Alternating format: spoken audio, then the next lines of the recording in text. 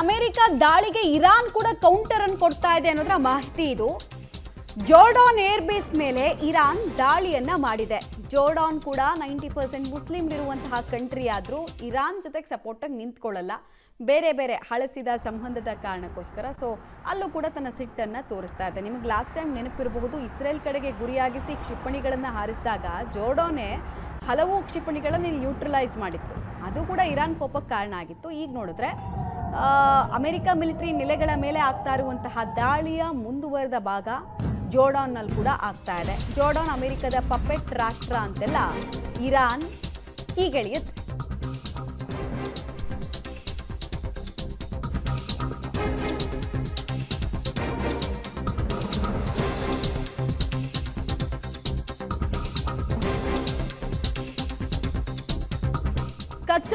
ಕಚ್ಚಾ ತೈಲ ಸಂಕಷ್ಟ ಕೂಡ ಉಲ್ಬಣಿಸೋ ಸಾಧ್ಯತೆ ಇದೆ. ಹಾರ್ಮೋಸ್ನಲ್ಲಿ ಉದ್ವಿಗ್ನ ವಾತಾವರಣ ನಿರ್ಮಾಣ ಆಗಿದೆ. ಮತ್ತೆ ಶಿಪ್ಗಳನ್ನು ಬಿಡ್ತಾ ಇಲ್ಲ.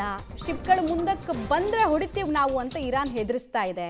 2 ಹಡಗುಗಳಿಗೆ ತಡೆ ಕೊಟ್ಟಿದೆ ಅನ್ನೋದು ಗೊತ್ತಾಗ್ತಾ ಇದೆ. ತಡೆ ಹಿಡಿಯಲಾಗಿದೆ ಅನ್ನೋದು ಗೊತ್ತಾಗ್ತಾ ಇದೆ. ಇದರಿಂದ ಏನಾಗುತ್ತೆ, ಅಗೇನ್ ಇನ್ಶೂರೆನ್ಸ್ ಕಂಪ್ನಿಗಳು ಇಲ್ಲ ನಾವು ರಿಸ್ಕ್ ತೊಗೊಳಕ್ಕಾಗಲ್ಲ, ಪ್ರೀಮಿಯಂ ಜಾಸ್ತಿ ಮಾಡ್ತೀವಿ ಅಂತಾರೆ.